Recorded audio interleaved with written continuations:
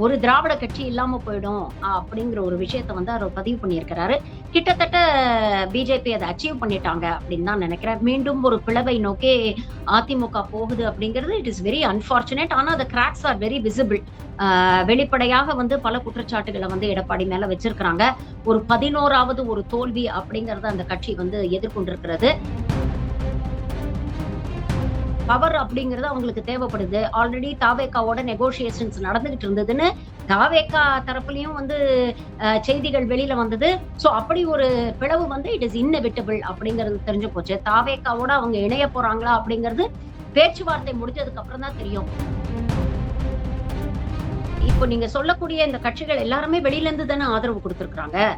வெளிய விஜயோட கட்சியோட போய் அவங்க காங்கிரஸ் மாரி தாவேகாவோட போய் கூட்டணி சேரலையே. எல்லாரும் வெளியில இருந்து ஆதரவு குடுத்திருக்காங்க அப்படின்னா, அவங்களுடைய எண்ணம் என்ன? இங்க வந்து ஒரு ஒரு பிரசிடென்ஷியல் ரூல் வந்துறக்கூடாது. பாஜக வந்து முடிவெடுக்கக்கூடிய ஒரு நிலைமைக்கு வந்து ஒட்டுமொத்தமா தமிழ்நாடு அவங்க கைக்கு போகக்கூடாது அப்படிங்கிறதுக்காக ஒரு முடிவை எடுத்து அவங்க வந்து கூட நிக்கிறாங்க சப்போர்ட்டா. பட் அந்த சப்போர்ட்டுக்கு வந்து விஜய் என்ன சேஃப்கார்ட் பண்ண போறாரு அப்படிங்கிற ஒரு கேள்வி இருக்குல்ல. இப்போ அதிமுக மாதிரி 54 வருஷம் லெகசி இருக்கக்கூடிய ஒரு கட்சியையே பாஜகவால இப்படி சீர்குலைக்க முடிஞ்சதுன்னா, யோசிச்சு பாருங்க. 3 வருஷமான தாவேகாவை கையில எடுக்கிறது அவங்களுக்கு எவ்வளவு சுலபமான ஒரு விஷயமாக இருக்கும். இன்னைக்கு கூட காலையில ஒரு செய்தி படிச்சேன். 126 புதிய எம்எல்ஏக்கள் வந்து இந்த சட்டப்பேரவையில இருக்கிறாங்க. அதுல அதிகம் வழக்குகள் வாங்கி இருக்கக்கூடிய எம்எல்ஏக்கள் தாவேகால தான் இருக்கிறாங்க அப்படின்னு. காங்கிரஸ காலி பண்ணணும். அதுக்காக வந்து விஜய்க்கு வந்து இவ்வளவு குறைச்சல் குடுக்குறாங்க. ஏன்னா காங்கிரஸ் போய் விஜயோட சேர்ந்துருச்சுங்கிறதுனால தான் பாஜக இவ்ளோ கோவமா கவர்னர் மூலமாக ஒரு ஒரு குடைச்சல் எல்லாம் குடுத்தாங்க. ஆட்சி அமைக்கிறத தடுத்தாங்க. நான் அப்படி பார்க்கவே இல்லங்க அத. பாஜக ரொம்ப தெளிவாக விஜயை பயன்படுத்தி ஒரு கேம் ஆடுறாங்க. அதுக்கு விஜயும் துணை போகிறார்.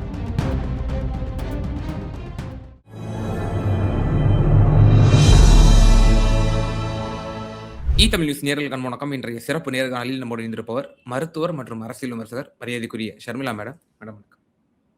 வணக்கம் தோழர். மேம், சட்டப்பேரவையில் இன்றைய தினம் எல்லாரும் சட்டமன்ற உறுப்பினருக்கான அந்த ஓத் வந்து எடுத்து பதவி பிரமாணம் செஞ்சுக்கிட்டாங்க.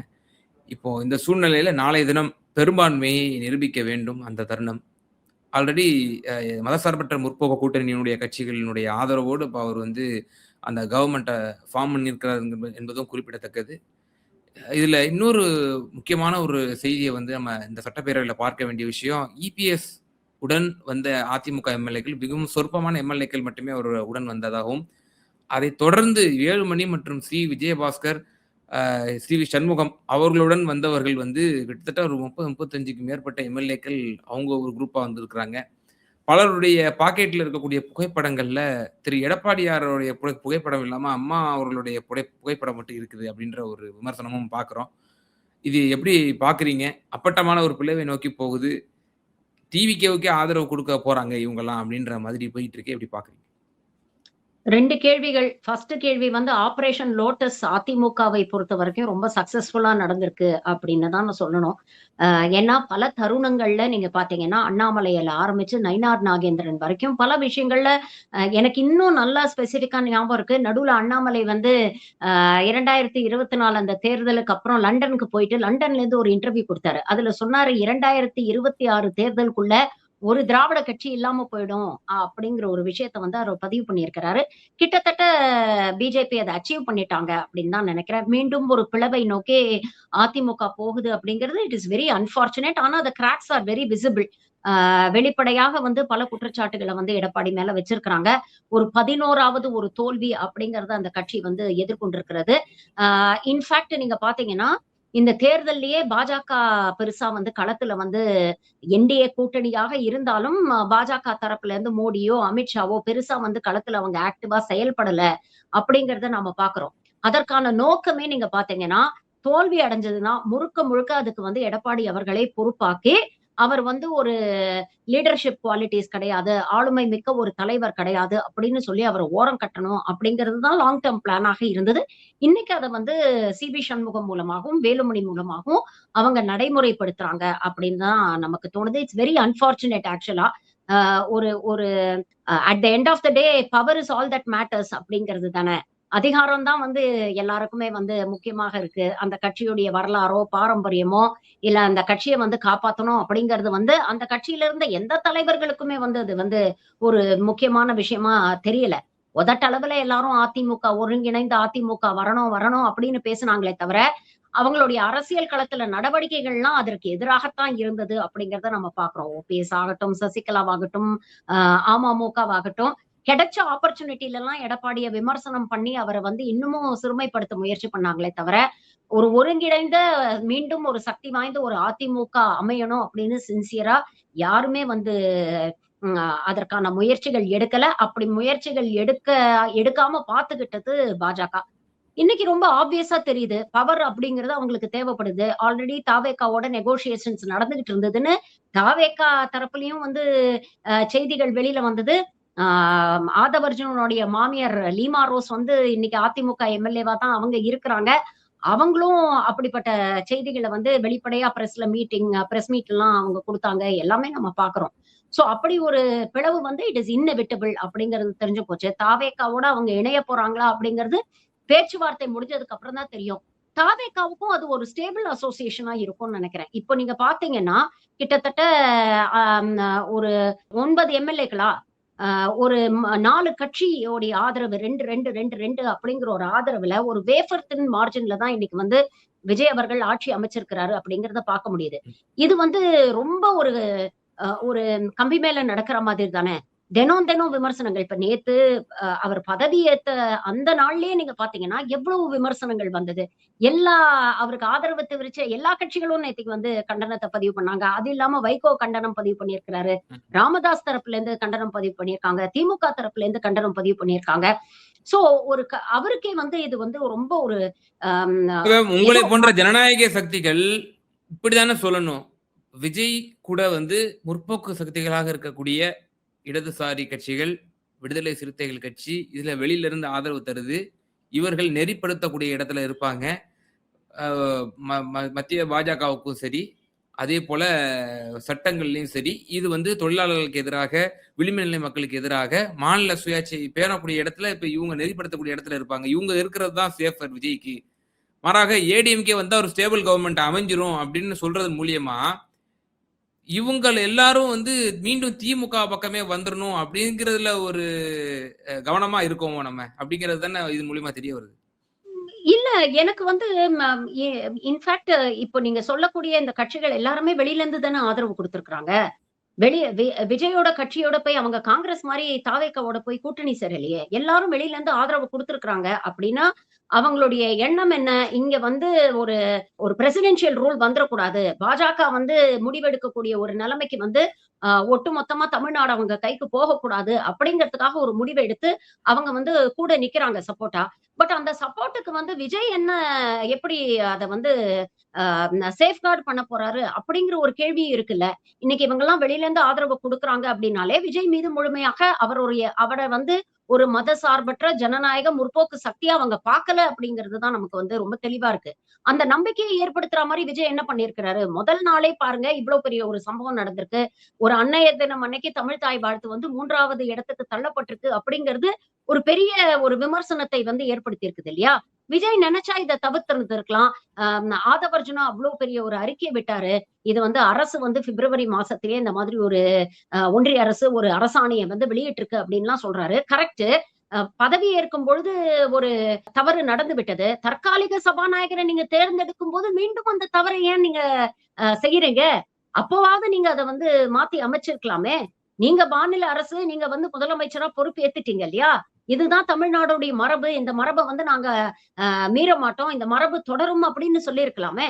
நீங்க தேர்தலுக்கு முன்னாலேயே பார்த்தீங்கன்னா, பாஜகவை தீவிரமாக எந்த இடத்துலயுமே வந்து விஜய் விமர்சிக்கல. தேர்தலுக்கு அப்புறம் பிரதமர் நரேந்திர மோடி அவர்கள் வாழ்த்து அனுப்பும்போது கூட அவருடைய அறிக்கையில வந்து அவர் என்ன சொல்லியிருக்கிறாரு? 2 பேரும் இணைந்து மாநிலத்துடைய நலனுக்காக செயல்படுவோம் அப்படின்னு. அப்போ அவர் வந்து கிட்டத்தட்ட எடப்பாடி சொல்றா மாரி ஒரு ஃப்ரெண்ட்லி அப்ரோச் ஒன்றியத்த அனுசரிச்சு போனா தான் நமக்கு வேலை நடக்கும். அப்படிங்கிற ஒரு நிலைப்பாடுல தான் இருக்கிறாரு அப்படிங்கிறது தான் நமக்கு தோணுது. ஏன்னா, தேர்தலுக்கு முன்னாலேயே கொள்கை எதிரியை தீவிரமாக விமர்சிக்காதவர், தேர்தலுக்கு அப்புறம் இப்படிப்பட்ட ஒரு வேஃபர் தின் மார்ஜின்ல ஒரு நிலையற்ற ஒரு மைனாரிட்டி அரசு அவர் அமைச்சிருக்கிறாரு அப்படிங்கும்போது, தன்னுடைய முதலமைச்சர் பதவிய காப்பாத்திக்கிறதுக்கு அவர் எந்த அளவுக்கு சமரசத்துக்கு போவாரு? அப்படிங்கிற ஒரு கேள்விய வந்து நாம கேட்க வேண்டியிருக்குல்ல. இது எல்லாமே it is too early to pass a judgement. நான் என்ன சொல்றேன், நம்ம ரொம்ப பயஸ்டா இருக்க வேண்டாம். Let us be open minded. பார்ப்போம் என்ன செய்றாருன்னு. அப்போ இப்ப கிவன் த சாய்ஸ் அவருக்கு வந்து அ அதிமுக ஒரு ஸ்டேபிளான ஒரு ஆட்சியா இருக்குமா? ஒரு 36 எம்.எல்.ஏ அங்கேருந்து வந்து அ ஒரு ஆதரவு குடுத்து அவர் அமைக்கக்கூடிய ஆட்சி ஒரு ஸ்டேபிளான ஒரு ஆட்சியாக இருக்குமா? இல்ல இங்க வந்து எந்நேரமும் எப்போ, எங்க இது ஒரு மைண்ட் ஃபீல்டுல நடக்கிற மாரி தானே. எங்க, எப்போ, எப்படி பாம் வெடிக்கும் அப்டின்னே தெரியாத, அப்படிப்பட்ட ஒரு கான்ஸ்டன்ட்டாக வந்து இவர் மீது ஒரு விமர்சன பார்வையோடே இவர வந்து மேற்பார்வை பார்க்கக்கூடிய எம்.எல்.ஏக்களுடைய கூட்டணியில அவர் ஆட்சி அமைக்கிறது அவருக்கு கம்ஃபர்டபுளா இருக்குமா? அவருக்கு அதுதானே கம்ஃபர்டபுளா இருக்கும். அதிமுக அவரோட சேர்ந்து ஆட்சி அமைக்கிறது தான் அவருக்கு கம்ஃபர்டபுளா இருக்கும். ஏன்னா, அ 2 விஷயம் நீங்க பாருங்க. இப்போ ஒரு அங்கேருந்து வரக்கூடியவர்கள் கண்டிப்பா அமைச்சர் பதவி கேட்பாங்க. அதற்கான பேச்சுவார்த்தை எல்லாம் நடந்துட்டு இருக்கு. அப்படிங்கிற ஒரு விஷயத்த வந்து சொல்றாங்க. அத அவர் ஹானர் பண்ணி தான் ஆகணும். அப்படி வந்தா கூட ஒரு அனுபவஸ்தர்கள் நெறைய பேர் இருக்கிறாங்க. இப்போ செங்கோட்டையனே அவர் சேர்த்துக்கிட்டாரு. எவ்வளோ விமர்சனங்கள் வச்சாங்க. செங்கோட்டையன் வந்து நீங்க வந்து தூய சக்தின்னு கிளைம் பண்றீங்க. அப்ப அதிமுக ஊழல் சக்தின்னு அதிமுக விமர்சனம் பண்ணிட்டு, இன்னைக்கு ஊழல் சக்தியிலேருந்து வந்த செங்கோட்டையன் உங்க கூட வச்சிருக்கிறீங்க. ஆனா அவரை பின்பற்றக்கூடிய, இல்ல அவருக்கு ஆதரவு அளிக்கக்கூடியவர்களுக்கு அதெல்லாம் ஒரு பெரிய விஷயமா அவங்களுக்கு தோணல. அப்படி இருக்கும் பொழுது, ஒரு திமுக கூட்டணியில தீய சக்தின்னு விமர்சிச்ச திமுக கூட்டணி. அவர் திமுகவ மட்டும் விமர்சிக்கலங்க. தீய சக்தின்னு திமுகவுல உள்ள கூட்டணியில உள்ள அத்தன கட்சிகளையும் சேர்த்து தான் அவர் விமர்சிச்சாரு. சோ அப்படிப்பட்ட ஒரு கூட்டணியிலிருந்து வரக்கூடியவங்களுடைய ஆதரவு பெட்டரா? இல்ல மற்றும் பலர்ன்னு அவர் பெருசா விமர்சிக்காம கடந்து சென்ற அந்த கூட்டணியிலிருந்து வரக்கூடியவர்களுடைய ஆதரவு பெட்டரா அப்படின்னு பார்த்தீங்கன்னா, அவங்க எப்படிப்பட்ட நிலைப்பாடு எடுப்பாங்க அப்படிங்கிறது நமக்கு நல்லாவே தெரியும். ஏன்னா அவர சுத்தி அதிமுகவினுடைய பிளவு தமிழகத்திற்கு அது அந்த அந்த ஸ்பேஸ ஃபுல்ஃபில் பண்றது யாருடைய இடமா இருக்கும்னு நீங்க கருதுறீங்க? அப்படி ஒரு புதிய ஒரு பொதுச் செயலாளர் வந்து இல்ல நியமிக்கப்படுவார்களா? இனிமேல் விஜய் சொன்ன மாரி it is DMK versus Thavega தான். அதிமுக அப்படிங்கிறது இத வி இ இது இது வந்து இந்த ஒரு பிளவும் வந்து சக்சஸ்ஃபுல்லா நடந்து முடிஞ்சிருச்சுன்னா, அதிமுக அப்படிங்கிற ஒரு லெகசி இஸ் ஓவர். அதுக்கப்புறம் வந்து அத ரிவைவ் பண்ற அளவுக்கு அங்க வந்து ஒரு கரிஸ்மாட்டிக் லீடரோ, இல்ல அத ரிவைவ் பண்ணணும் அப்படிங்கிற உண்மையான எண்ணம் இருக்கக்கூடிய தலைவர்களோ யாரும் இருக்கிறதா எனக்கு தெரியல. அப்போ அதிமுக அப்படிங்கிற அந்த ஒரு லெகசி முடிஞ்சு போச்சுன்னா, இங்க இனிமேல் வந்து it is going to be Thimuka versus Thavega தான். 2 பேருமே வந்து பெரியார் தன்னுடைய கொள்கை ஆசான் அப்படின்னு தான் சொல்றாங்க. தாவேகாவும் அததான் கிளைம் பண்றாங்க. அப்ப யார் வந்து இங்க வந்து அ மக்களுக்கான அரசியல் அதிகம் எடுக்க போறாங்க? யாரு மாநில உரிமைகளுக்காக அதிகம் பேசப் போறாங்க? யாரு ஒன்றிய பாசிச சக்திகளை எதிர்த்து போராடப் போறாங்க? அப்படிங்கிறத பொறுத்து தான் மக்கள் டிசைட் பண்ணுவாங்க. The future is very clear. Athimuka versus Thimuka அப்படிங்கிற அந்த காலம் முடிஞ்சு போச்சு.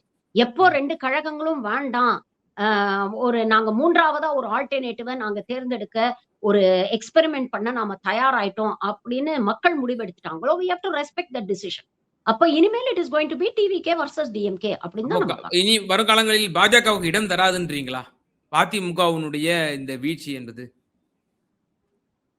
பாஜகவுக்கு இடம் தராதா அப்படின்னு கேட்டா, அது வந்து இப்போ இருக்கக்கூடிய இப்ப எப்படி வந்து அதிமுகவ விழுங்கி இன்னைக்கு வந்து அதிமுகவ இல்லாம பண்ணிட்டாங்களோ, அப்படி இப்போ பாக்கி அடுத்தது வந்து யார டார்கெட் பண்ணணும் அப்படின்னு தானே நெனைப்பாங்க. இப்போ அதிமுக மாதிரி 54 வருஷம் லெகசி இருக்கக்கூடிய ஒரு கட்சியையே பாஜகவால இப்படி சீர்குலைக்க முடிஞ்சதுன்னா, யோசிச்சு பாருங்க. 3 வருஷமான தாவேகாவை கையில எடுக்கிறது அவங்களுக்கு எவ்வளவு சுலபமான ஒரு விஷயமாக இருக்கும். இன்னைக்கு கூட காலையில ஒரு செய்தி படிச்சேன். 126 புதிய எம்.எல்.ஏக்கள் வந்து இந்த சட்டப்பேரவையில இருக்கிறாங்க. அதுல அதிகம் வழக்குகள் வாங்கி இருக்கக்கூடிய எம்.எல்.ஏக்கள் தாவேகால தான் இருக்கிறாங்க அப்படின்னு. தாவேகால வந்து கிட்டத்தட்ட 100க்கும் மேற்பட்ட வேட்பாளர்கள் திமுக, அதிமுக போன்ற கட்சிகள் திமுக கூட ஜாஸ்தி கிடையாதுங்க. அதிமுகவிலிருந்தும் மற்ற கட்சிகள்ல இருந்தும் வந்தவங்களுக்கு தானே அவர் வாய்ப்பு குடுத்து நிக்க வச்சிருக்கிறாரு. அப்போ அ வாய்ப்பு கிடைக்கல அப்படிங்கிறதுக்காக கட்சி மாறுனவங்க, நாளைக்கு வந்து தாவேக்காவையும் விட்டுட்டு பாஜக பக்கம் போக மாட்டாங்கன்னு என்ன நிச்சயம்? அதற்கான ஆயுதங்கள்லாம் பாஜக கிட்ட இருக்கு இல்லையா? இப்போ நீங்க வந்து இவ்வளவு நாள் நீங்க தூய சக்தி, நீங்க ஆட்சியில இல்ல. ஆனா இப்ப நீங்க ஆட்சி அமைச்சுட்டீங்க. ஒவ்வொரு நேரமும், ஒவ்வொரு நிமிடமும் கண்கொத்தி பாம்பாக ஒரு பக்கம் திமுகன்ற எதிர்க்கட்சியும் உங்க ஆட்சிய விமர்சிக்கும். பாஜகங்கிற சக்தியும் உங்க ஆட்சிய வந்து கண்காணிச்சுட்டு தானே இருக்கும். அப்போ இவ்வளவு குற்ற வழக்குகள் இருக்கக்கூடிய எம்எல்ஏக்கள் இருக்கிறாங்கன்னா, நாளைக்கு அவங்க மேல ஒரு இடி வழக்கோ, இல்ல ஒரு சிபிஐ வழக்கோ, இல்ல ஒரு இன்கம் டாக்ஸ் வழக்கோ பாஞ்சதுன்னா, அவங்க எந்த அளவுக்கு வந்து அதை எதிர்கொள்ளக்கூடிய சக்தி அந்த எம்எல்ஏக்களுக்கு இருக்கும். எல்லாருக்குமே ஃபர்ஸ்ட் டைமர்ஸ்ங்க. பெரிய அனுபவம் இல்லாதவர்கள். ஆ பாஜகவுடைய அசுர பலம் என்ன அப்படிங்கிறத வந்து ஒரு பேசி விமர்சனம் பண்ணி கேட்டிருப்பாங்களே தவிர, அத அனுபவிக்கிறவங்களுக்கு தான் அதோடைய அதோடைய தீவிரம் என்ன அப்படிங்கிறது தெரியும். அப்போ மிகப்பெரிய ஒரு பாரம்பரியம் மிக்க ஒரு அதிமுகல இருக்கக்கூடிய அமைச்சர்களே அவங்களால வந்து வளைக்க முடியுது. அவங்க டியூன்ஸ்க்கு டான்ஸ் ஆட வைக்க முடியுதுன்னா, தாவேகா எம்மாத்திரம் அப்படிங்கிற ஒரு விஷயத்த யோசிக்கணும்ல.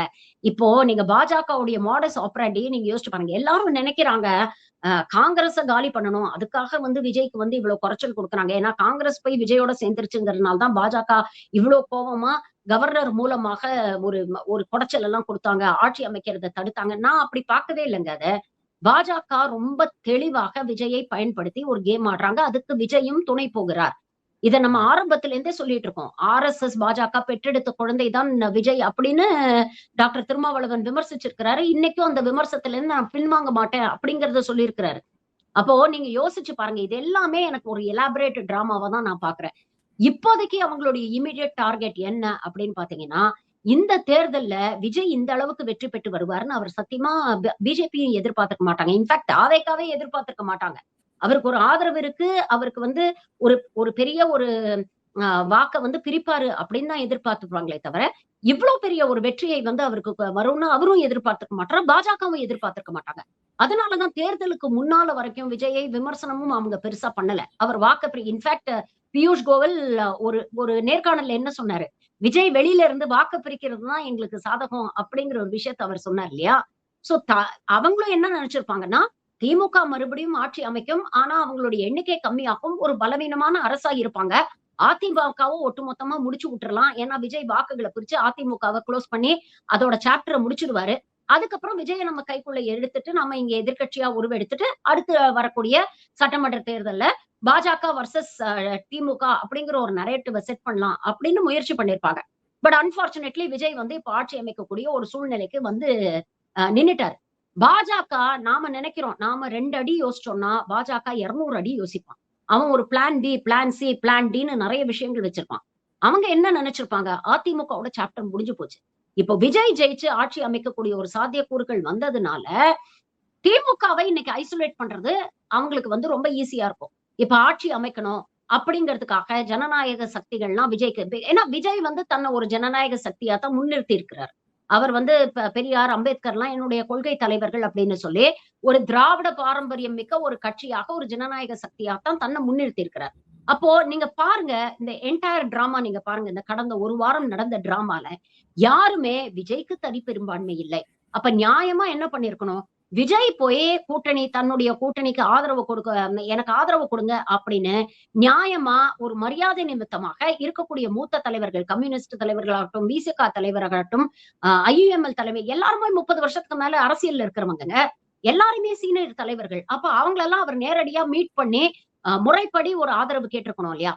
ஆனா அது எதுவுமே பண்ணல. இவங்க பேச்சுவார்த்தை நடத்துறாங்க. WhatsAppல வந்து இன்ஃபாக்ட் சிந்தலை செல்வன் அத பதிவு கூட எனக்கு பண்ணாரு. எனக்கு ஒரு முக்கியமான ஒரு கேள்வி இருக்கு. இப்போ ம், வேலுமணி தலைமையில ஒரு ஃபேக்ஷன் இப்போ பிரியுது.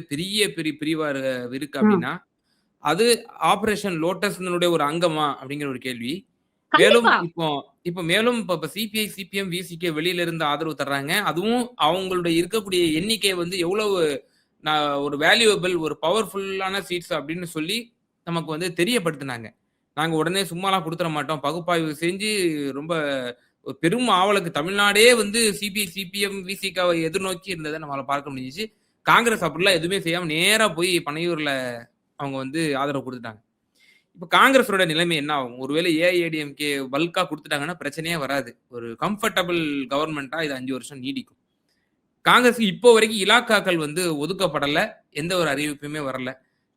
செல்வ பெருந்தகை சொன்னது 2 அமைச்சரவை, 1 ராஜ்யசபா அப்படின்ற மாரி சொன்னாரு. காங்கிரஸ் ஒரு திடுதிப்புன்னு ஒரு அவசரமான ஒரு முடிவு எடுத்துருச்சோ சிலருடைய பேச்ச கேட்டுட்டு அப்படிங்கிற ஒரு கேள்வி. காங்கிரஸ் காங்கிரஸ் ரொம்ப சந்தர்ப்பவாதிகளாக செயல்பட்டாங்கங்க. தாவேகா ஒண்ணும் ரொம்ப அப்படியே கொள்கை குன்றுகளா அவங்க. அவங்களும் அதிமுகவோட பேச்சுவார்த்தை நடத்திக்கிட்டு தானே இருந்தாங்க. அமமுகல இருக்கக்கூடிய ஒத்த எம்எல்ஏவ வந்து தனியா அவர்கிட்ட பேரம் பேசி உண்மையிலே நீங்க நேர்மையானவர்கள், தூய்மையான ஆட்சி குடுக்கவங்கன்னா, நீங்க என்ன பண்ணியிருக்கணும்?